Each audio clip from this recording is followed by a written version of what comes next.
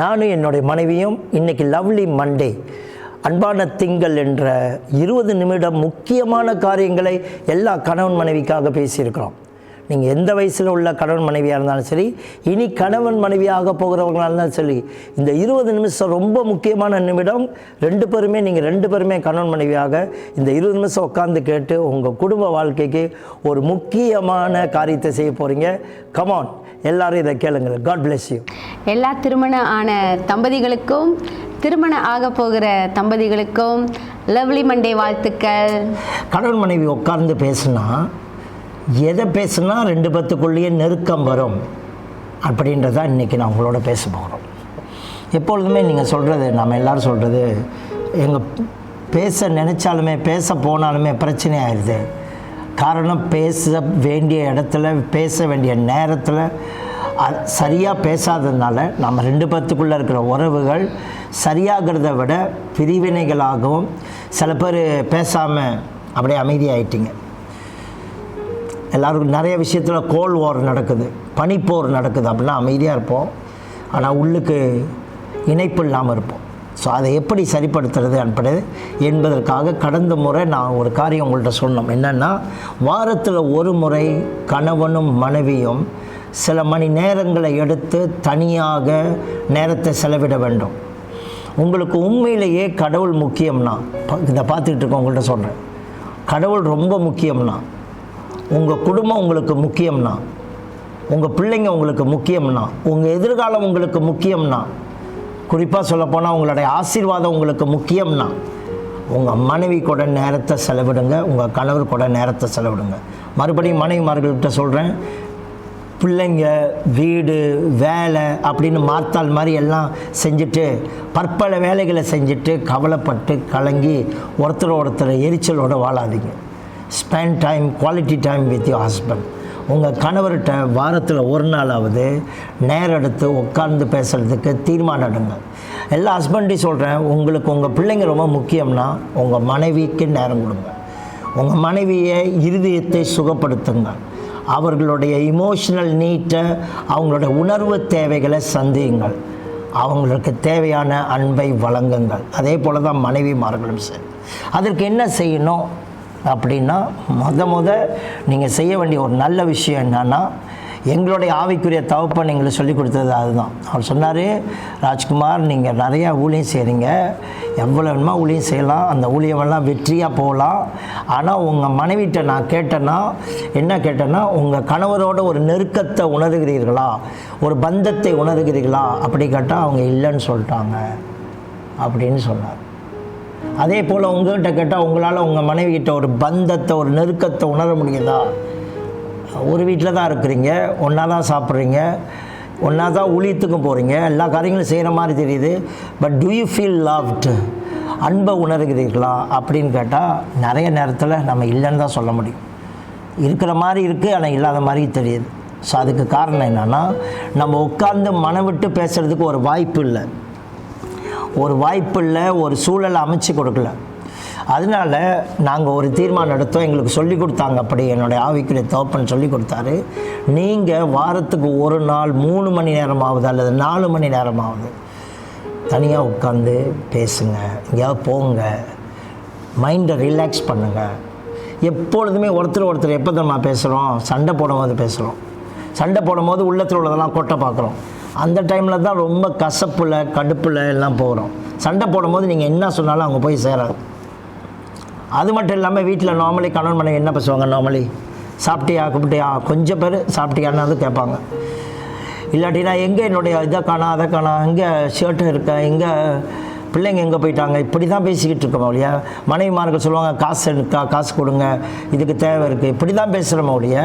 என்றைக்கு உங்களோட உள்ளான உணர்வுகளை, மன வேதனைகளை, காயங்களை, உண்மையாக உங்களுடைய ஃபீலிங்ஸை கொட்டுறீங்க, அதுதாங்க உறவு. அப்படிப்பட்ட ஒரு டீப் கம்யூனிகேஷனில் தான், அந்த ஆழமான சம்பாஷணையில் தான் உறவுகள் வலுப்படுகிறது. அங்கே தான் கர்த்தர் என்றென்றைக்கும் ஜீவனையும் ஆசீர்வாதத்தையும் வைத்திருக்க முடியும். ஆமென். நீங்கள் சொல்லுங்கள் கொஞ்சம்.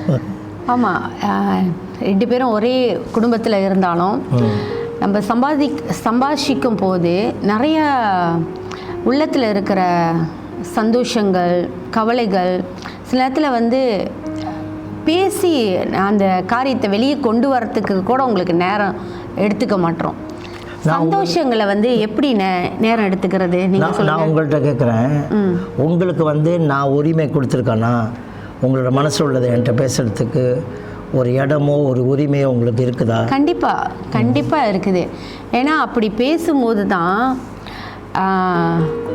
ஸ்ட்ரேட்டாக 1லேருந்து 10க்குள்ளே அப்படி போயிட்டோம், ஸ்ட்ரேட்டாக நம்ம எல்லாம் சக்ஸஸ் ஆகிட்டோம் அப்படின்னு சொல்லலை.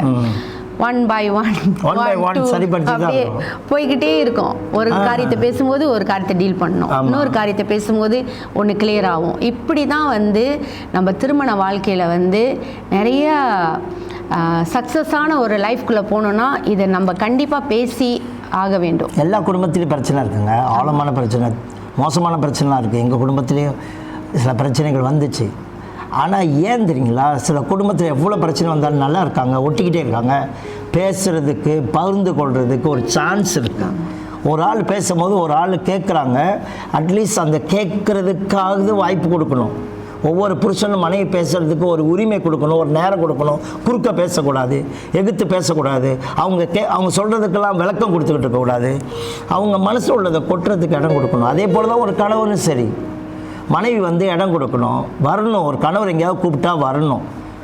எப்போதும் கணவனை வந்து தனியாகவே அனுப்பிடக்கூடாது. எல்லா விஷயத்துலையும் கூட போகணும், கூட போக விரும்பணும், கணவனை கூட்டிகிட்டு போகணும். அட்லீஸ்ட் வாரத்துக்கு ஒரு நாள் 2 பேருமே லவ் பண்ணுறதுக்கு, அன்பை பகிர்ந்து கொள்றதுக்கு. அப்படி என்னத்தை லவ் பண்ணுற போகிறோம் இத்தனை வயசில் அப்படின்னு கேட்காதீங்க. நீங்கள் தனியாக போய் பாருங்கள், அங்கே மனசில் உள்ளதை கொட்டுவாங்களா, அதான் அன்பு. அந்த மனசில் உள்ளதை கொட்டும் பொழுது ஒரு ஆள் புரிஞ்சிக்கிறாங்களா, அதான் அன்பு. அப்போ அதுக்கு பிறகு 2 பேர்த்துக்குள்ளே ஒரு இணைப்பு மாதிரி தெரியும் பாருங்களா, அதுதான் அன்பு. அதை தான் செய்ய சொல்கிறோம். அதுக்கு என்ன செய்யலாம்? அப்படி உட்காந்து பேசும்போது, அப்படி உட்காந்து பேசும்போது என்ன செய்யலாம், என்ன காரியத்தை பேசலாம்.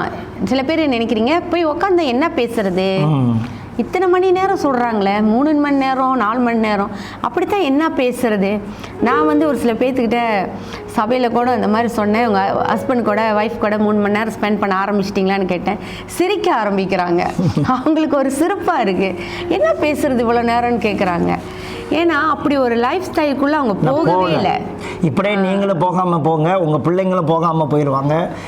போக போக குடும்பம் உடைஞ்சிச்சுன்னா எல்லாமே உடஞ்சிரும். எல்லா ஆசீர்வாதமும் மனசு மேலே நம்ம வாழ்க்கையில் வந்து தங்காது. இனிமே வந்து எதெல்லாம் கட்டலையோ இந்த கட்டுறதுக்கு இதை ஒரு வாய்ப்பாக பயன்படுத்திக்கிட்டு, இந்த ஹவர்ஸை எத்தனை மணி நேரம் நீங்கள் எடுத்து நீங்கள் ஸ்பெண்ட் பண்ண போகிறீங்களோ அந்த ஹவர்ஸை நீங்கள் தேர்ந்தெடுங்க. நான் மறுபடியும் உங்கள்கிட்ட கேட்குறேன், உங்கள் ஒய்ஃப் ரொம்ப முக்கியம்னு சும்மா வாயில் சொல்லாது. உங்கள் கணவர் உங்களுக்கு தேவைன்னு ரொம்ப வாயில் சொல்லாது. உங்கள் பிள்ளைங்கள்லாம் ரொம்ப முக்கியம்னு சும்மா வாயில் சொல்லாது. அப்படி ரொம்ப முக்கியம்னா ஸ்பெண்ட் குவாலிட்டி டைம். ஒரு வாரத்தில் ஒரு நேரம் எடுத்துக்கணுங்க, போய்ட்டு உட்காந்து பேசுங்க. என்ன பேசலாம்? 1வது கேள்வி. 1வது நீங்கள் பேசிகிட்டு இருக்கும்போது டீ குடிக்க போங்க, கொஞ்ச நேரம் பேசுங்க, எங்கேயாவது தனியாக உட்காருங்க, மாலுக்கு போங்க, அல்லது ஏதாவது கடலோரம் போங்க. ஏதோ ஒரு தனியாக ஒரு இடம், ரொம்ப டிஸ்டர்ப் இல்லாத இடமா இருக்கணும். சும்மா பேசுங்க, ஜாலியாக போங்க, ஷாப்பிங் மால் போங்க, ஏதாவது சாமான் பொருட்கள்லாம் பார்ப்பாங்க. மனைவி குட்டி போனால் அப்படியே பொருள்லாம் பார்ப்பாங்க. அப்படியே பார்த்துட்டு இருக்கும்போது கூட நிற்பேன், கூட நின்றுட்டு அப்புறம் ஒரு கடையில் உட்காருவோம், ஒரு சாப்பாடு ஏதாவது சாப்பிட்டு கொஞ்சம் என்ஜாய் பண்ணுவோம், அந்த சாப்பாடை என்ஜாய் பண்ணுவோம், ஒருத்தருக்கு ஒருத்தர் பார்த்துட்டு பேசிட்டு சாப்பிடுவோம். அப்புறம் இன்னொரு இடத்துக்கு போவோம், அப்புறம் உட்காந்து கொஞ்சம் சீரியஸாக பேச ஆரம்பிச்சிடுவோம். இப்படி தான். இப்படி வாரத்தில் ஒரு நாள் உங்கள் மனைவி கூட ஞாயிற்றுக்கிழமையோ அல்லது சனிக்கிழமையோ ஒரு லவ்லி சாட்டர்டே, எங்களுக்கு லவ்லி மண்டே இருக்குது, உங்களுக்கு லவ்லி சண்டேயாக இருக்கலாம், ஏதோ ஒரு நாள் அது ஒரு அன்பின் ஞாயிற்றுக்கிழமையாக தேர்ந்தெடுத்து நீங்கள் உட்காந்து பேசுங்க. அப்படி பேசும்போது கேள்வி நீங்கள் கேட்க வேண்டியது, நீ என் கூட ஹாப்பியாக இருக்கியா, சந்தோஷமாக இருக்கியா? அப்படி எந்த விஷயத்தில் என் கூட நீங்கள் ஹாப்பியாக இருக்கீங்க, எந்தெந்த விஷயத்தில் கேட்கலாம். நீங்கள் எந்த விஷயத்தில், சில பேர் உடனே சொல்லிடுறாங்க, உங்கள்கிட்ட எங்கேயா சந்தோஷமாக இல்லை, எந்த விஷயத்துலையும் சந்தோஷமாக இல்லை அப்படி சொல்லுவாங்க. ஆனால் அது உண்மை இல்லை. ஏதாவது சில சந்தோஷங்கள் இருக்க தான் செய்யும். அவங்க ஏன் அப்படி சொல்கிறாங்கன்னா, அவங்களுக்கு ஏற்பட்ட அந்த காயமும் அழுத்தமும் ரொம்ப நாள் அவங்களுக்கு கிடைக்கிற அந்த சின்ன சின்ன சந்தோஷம் பெருசாக தெரியல. அதனால் அப்படி சொல்லியிருப்பாங்க. அது கணவரும் அப்படி தான் சொல்லுவார். சில நேரத்தில் மனைவிங்க அப்படி சொல்லிடுவாங்க, எங்கேயா அவங்க கூட சந்தோஷமாக வச்சுருந்தேன் அப்படின்னு கேட்பாங்க. ஸோ கேள்வி, நீங்கள் என் கூட ஹாப்பியாக இருக்கீங்களா? எந்தெந்த விஷயத்தில் ஹாப்பியாக இருக்கீங்க?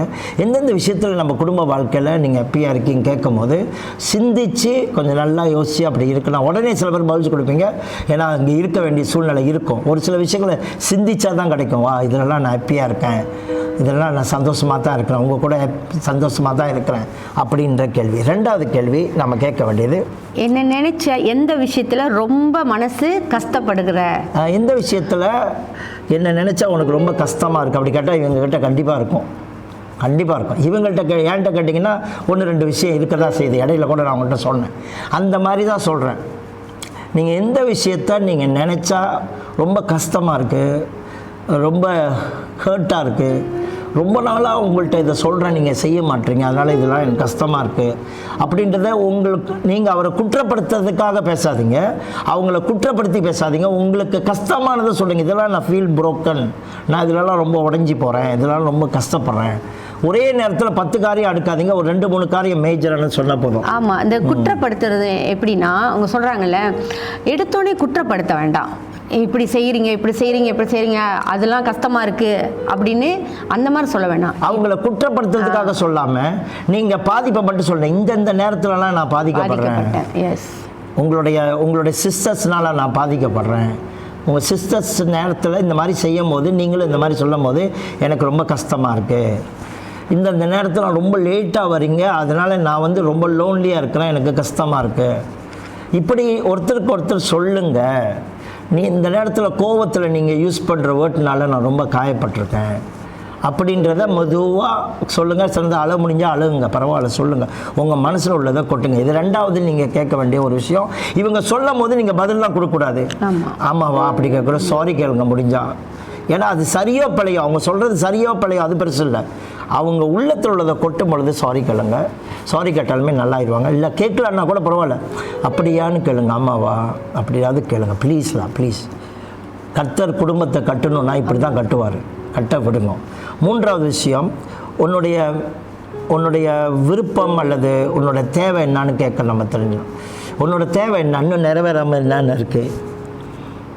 ஒரு சில விஷயங்களை நம்ம அந்த மனசில் எடுத்து வச்சுக்கிட்டு என்னைக்காவது நாம் நிறைவேற்ற முடிஞ்சால் நிறைவேற்றுவோம், இல்லை கர்த்தர் நிறைவேற்ற முடிஞ்சால் கர்த்தர்கிட்ட போவோம். என் மனைவிட்ட மிகப்பெரிய தேவை என்ன தெரியுங்களா, ஒரு பெரிய வீட்டில் இருக்கணும்னு ரொம்ப நாள் ஆசைப்படுவாங்க, ரொம்ப வருஷமாக சொல்லுவாங்க, ஒரு 4-5 ரூம் இருக்கிற வீட்டில் நான் இருக்கணும் ரொம்ப நாள். நான் சொன்னேன் இருக்கிற வீடே போதும் அப்படி தான் சொல்லிகிட்டு இருப்பேன்.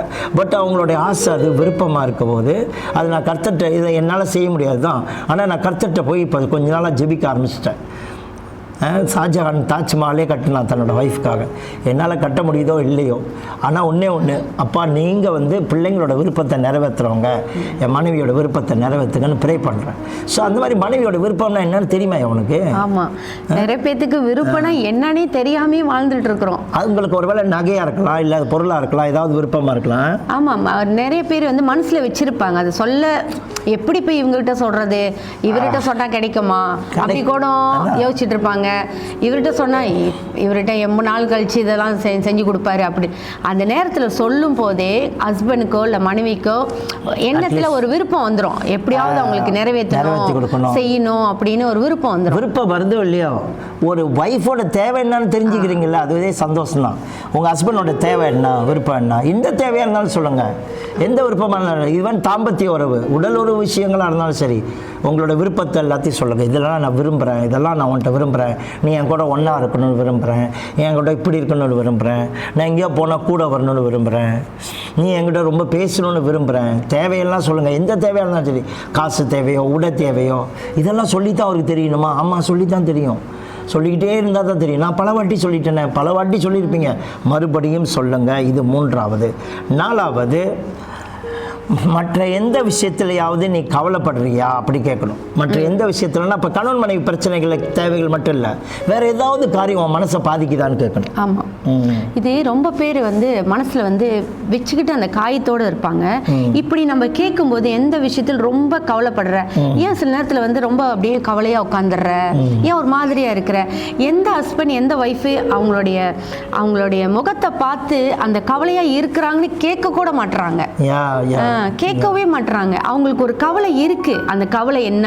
சில நேரத்தில் பாருங்க சந்தோஷமா இருந்துகிட்டே இருப்பாங்க, போவாங்க வருவாங்க, ஹாப்பியா இருப்பாங்க. ஒரு சில நேரத்தில் பாருங்க கவலையா இருப்பாங்க.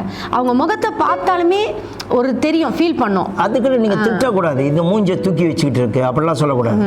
அவங்க ஒரு 4 நாள் அப்படி இருந்தாங்கன்னா போயிட்டு என்ன பிரச்சனை, ஓகே சாரி எனிதிங் தான் சொல்லு அப்படி சொல்கிறேன். இல்லைன்னா இந்த லவ்லி மண்டேன்னு சொல்கிறோம்ல, வாரத்தில் ஒரு நாள் சொல்கிறோம்ல, அந்த நாளாவது நீங்கள் கேட்கணும், எந்த விஷயத்தையாவது கொடுத்து கவலைப்பட்டுட்ருக்கியா? அப்போ அவங்க சொல்லுவாங்க பிள்ளையை பற்றி கவலைப்பட்டுட்ருக்கேன், அல்லது என் குடும்பத்தில் எங்கள் அண்ணனை பற்றி நான் கவலைப்பட்டுட்ருக்கேன் அப்படி சொல்லுவாங்க.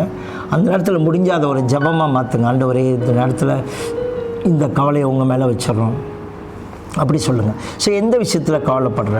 5வது விஷயம் நீங்கள் கேட்க வேண்டிய கேள்வி, நான் எதை செய்தால் நீ அன்பை உணர்கிறாய்? நான் எதை செஞ்சால் நீ வந்து உன்னை லவ் பண்ணுறேன்னு நீ நினைக்கிறேன். சிலப்பா சொல்லுவாங்க, நான் இவ்வளோ செய்கிறேன், என்ன அது நீ என்ன செஞ்சேன்னு என் மனைவி கேட்டுவிட்டா, நான் இவ்வளோ செஞ்சேன் எங்கள் ஹஸ்பண்ட் கேட்டுட்டாரு, நீ என்ன எனக்கு செஞ்ச அப்படி கேட்டா. இது சண்டையில் சில பேர் சொல்கிறது. ஆனால் உண்மையாகவே நீங்கள் செஞ்ச ஒரு சில விஷயம் அவங்களுக்கு ரொம்ப பிடிச்சிருக்கும். நீங்கள் போய் வாங்கி கொடுத்த சாப்பாடாக இருக்கலாம், அல்லது அவங்கள பாராட்டினீங்கள 4 பேர் முன்னுக்கு அதுவாக இருக்கலாம். ஏதோ ஒன்று அவங்களுக்கு ரொம்ப பிடிக்கும், நீங்கள் செஞ்சுக்கிட்டே இருந்தால் பிடிக்கும். அது என்னன்னு கேளுங்க. எத்தனை கணவன் எத்தனை மனைவி ஹஸ்பண்ட் ஒய்ஃபை பார்த்து அழகாக இருக்கீங்க, நல்லா நீங்கள் பாருங்கள் ரொம்ப ஹாப்பியாக இருக்கீங்க, ஏதாவது அப்படி நல்ல ஒரு சந்தோஷத்தமான அன்பின் வார்த்தைகள் ஏதாவது நீங்கள் சொல்லி அப்படி சொல்லும்போது அவங்க சந்தோஷப்பட்டிருக்காங்களா? அதெல்லாம் யோசிக்கணும். நீங்கள் யோசிச்சுட்டு நீங்கள் உங்கள் கணவர்கிட்ட எப்பயுமே நம்ம செய்கிறது என்ன தெரியுமா, அவங்க செய்யாததெல்லாம் சொல்லிக்கிட்டே கிடப்போம், அவங்க செஞ்சதை சொல்லியிருக்கவே மாட்டோம். இன்னைக்காவது சொல்லுங்கள், ஐயா நீங்கள் இதெல்லாம் செய்யும் போது நீங்கள் கையை பிடிக்கிறீங்க, எனக்கு ரொம்ப பிடிச்சிருக்கு, கையை பிடிச்சிருக்கு, நான் பாசத்தை உணர்கிறேன் அப்படின்னு சொல்லணும். அன்றைக்கி காரில் நாங்கள் கிட்டத்தட்ட 1 hour போயிட்டு இருந்தோன்னே என் மனைவி கையை பிடிச்சிட்டு போனேன். அப்போ அவங்க சொன்னாங்க, கையை பிடிச்சிட்டு வரீங்க அப்படின்னாங்க. அது அவங்க என்ன சொல்கிறாங்கன்னா அப்ரிஷியேட் பண்ணுறாங்க. நான் ஃபோனை வந்து பிடிக்கிறதில்ல, ஃபோனை பிடிக்காம கையை பிடிச்சிட்டு வரும்போது அது அட்லீஸ்ட் ஒரு சந்தோஷமான ஒரு நேரமாக அப்படி நான் ஃபீல் பண்ணேன். அதனால் நான் நேரடியாக சொன்னேன். நான் எப்போயுமே வந்து கணவன் செய்கிற ஒரு நல்ல விஷயங்களை, மனைவி செய்கிற நல்ல விஷயங்களை இந்த மாதிரி வாரத்தில் ஒரு நாள் ஆகுது இல்லை அப்பக்கப்போ சொல்லிடுங்க, நல்லா இருந்துச்சு சொல்லுங்கள். அதான் ஒரு மோட்டிவேட் பண்ணணுன்னா அதிகமாக உங்களுக்கு செய்கிறதுக்கு. ஸோ எந்த விஷயத்தை நான் செஞ்சால், எந்த காரியத்தை செஞ்சால் நீ லவ்னு ஃபீல் பண்ணுற, லவ்வாக இருக்கிற, you feel connected, you feel loved, எதை செஞ்சால் அது அடிக்கடி ஐ லவ் யூ சொல்லணுமா சொல்லுங்கள், இல்லை ஒன்று பெட் நேம் வச்சு கூப்பிடணுமா, டார்லிங்னு கூப்பிடணுமா, எதை கூப்பிட்டா நீ நல்லா இருக்கிற பிடிச்சிருக்குன்னு சொல்லுங்கள். அடுத்தது 6வது காரியம், 7 காரியங்களை இந்த உங்களோட நீங்கள் 2 பேரும் சேர்ந்து சம்பாஷிக்கிற அன்பை, இணைக்கப்படுதலை அல்லது பிணைப்பை கொண்டு வரணும்னா இந்த 4-5 கேள்விகளை நீங்கள் கேட்கணும். அதில் இன்னொரு கேள்வி, 6வது கேள்வி, நம்ம 2 பேரும் இன்னும் கனெக்ஷனாக இருப்பதற்கு, இன்னும் 2 பேரும் பாசமாக இருப்பதற்கு, இன்னும் லவ்வாக இருப்பதற்கு நம்ம என்ன திட்டமிடலாம் அப்படின்னு சொல்லுங்கள். என்ன திட்டமிடலாம்? ஓகே, இப்போ கூட இடையில கூட என் மனைவி சொன்னாங்க, நம்ம எங்கேயுமே போகிறதில்ல, இப்போ கொஞ்ச நாள் இந்த ஷெடியூல்லேருந்து வெளியாகணும். எந்த ஷெடியூலில்? வேலை, வீடு, சேர்ச்சு, குடும்பம், பேரப்பிள்ளை, இந்த ஷெடியூல்லேருந்து ஊழியம், இதுலேருந்து வருது, ஜஸ்ட் எங்கேயாவது போவோம்.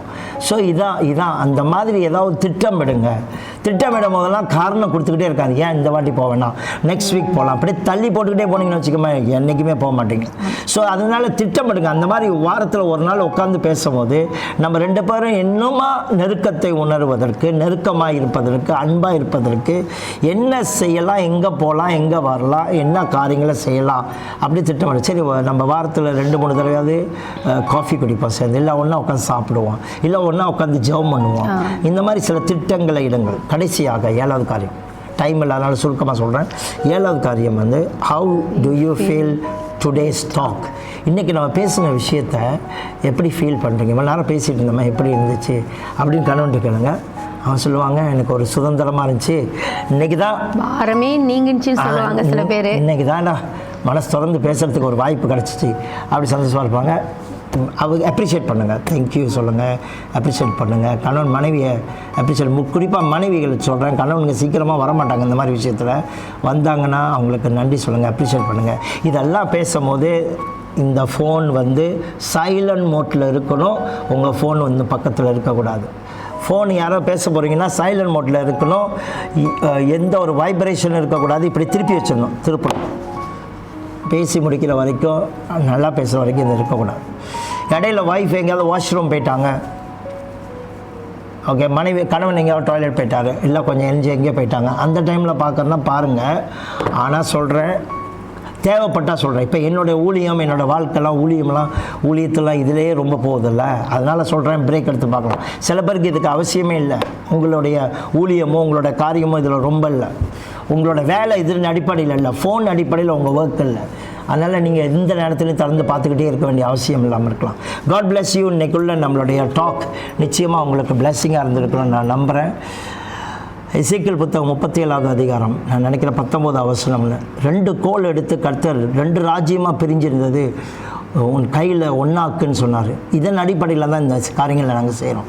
ஒரு காலத்தில் கர்த்தர் எங்களுடைய லைஃப்பில் நிறையா விஷயங்கள், பிரச்சனைகள், போராட்டங்கள் இருக்கும்போது கர்த்தர் சொன்னார், உங்களை நான் சுகப்படுத்துவேன், சரிப்படுத்துவேன். உங்கள் கையில் நிறைய பேர் கணவன் மனைவியோட லைஃப் ரெஸ்டோர் ஆகும், புதுப்பிக்கப்படும் சொன்னார். அதன் அடிப்படையில் நிறைய பேரை புதுப்பிக்கிறோம், நிறைய பாசஸ் மனைவிக்கு உதவி செய்கிறோம், சர்ச்சஸ்க்கும் உதவி செய்கிறோம். God bless you. இயேசுவின் நாமத்தினால் அப்பா, பிரிந்து கிடக்கிறதெல்லாம் ஒரே கோலாகட்டும். பிதா குமாரன் பரிசுத்தாவி 3 பேராக இருந்தாலும் எப்படி அவர்கள் ஒரே தேவனாக இருக்கிறார்களோ அதே போல ஒன்றாக்கும். இந்த குடும்பத்தில் திருத்துவ மகிமை வெளிப்படுவதா, இவர்களை ஒன்றாக்கும்படி ஆசீர்வதிக்கிறோம். வேண்டிய ஞானத்தை கொடுங்க. இப்படி ஒரு வாரத்தில் ஒரு நாளாவது சேர்ந்து தனியாக ஒரு இடத்துல டைம் ஸ்பெண்ட் பண்ண உதவி செய்யுங்க. இயேசுவின் மூலம் ஜெபிக்கிற நல்ல பிதாவே, ஆமென்.